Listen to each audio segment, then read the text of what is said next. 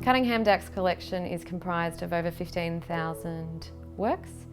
They can range from anything like paintings, photographs, drawings, sculptures, ceramics, photography and poetry.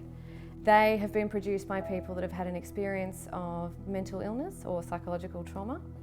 7,500 to 8,000 of those works were produced by people who were institutionalised in Victoria between the 1950s and the 1980s. And the other half of the collection is the contemporary collection, and they are works that have been produced by artists or people who are practising art and have an experience of mental illness or psychological trauma.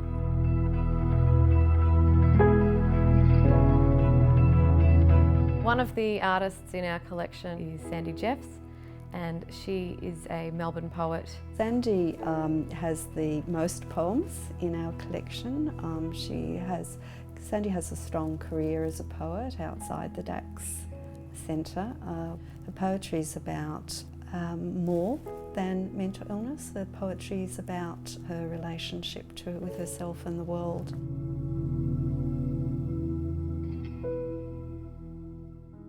My name's Sandy Jeffs and I am a poet who has lived with schizophrenia for all my adult life. I was diagnosed in 1976 when it was an absolute death sentence, and the prognosis in those days was nothing. It was poor. It was seen that with every episode of schizophrenia I had, I would go further into madness from which I would never ever recover. And having this mental illness changed my life irrevocably, and I started documenting my madness in poetry.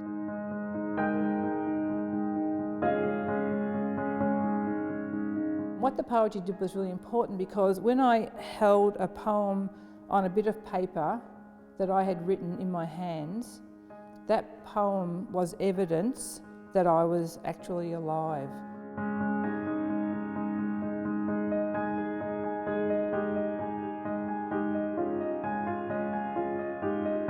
By 1993 I had quite a few poems, and it's not what you know, it's who you know. Susan Hawthorne at Spinifex Press, who I'd gone to university with, she said, "I'd really like to publish your poems."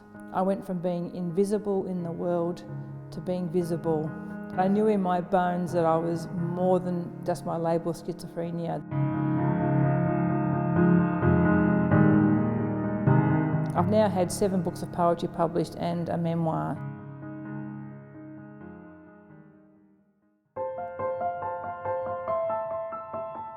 I guess for us here, we want to promote to a broader community different experiences of mental illness and psychological trauma, and to try and reduce stigma in the community about mental illness. In every reading of a poem or listening to a poem, there's an interaction that changes the listener. And if you think of how that interaction and that dynamic translates to community thinking, this is how I think that stigma can be tackled. It's about inviting the reader into this strange, bizarre world that they might not know about, but might find some inkling of understanding through reading the poems. And for people who have a mental illness and their carers, sometimes it's about them recognising themselves in the poems or recognising their loved one and having a little more of a glimpse into what's going on in their mind.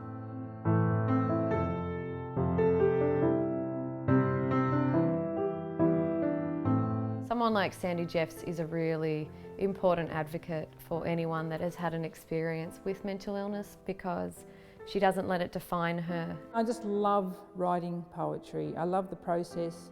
I love feeling creative. I love seeing the world through a poet's eyes. It's also, for me, a sign of good mental health to be writing poetry. I think it's a sign that I'm okay, and the more I write, the weller I feel. I think for everyone it's a very individual experience, and I think that's what we want people to take away. We want them to reflect on how they're feeling, and if they're okay, and if they're not, what things can they do to help manage that situation.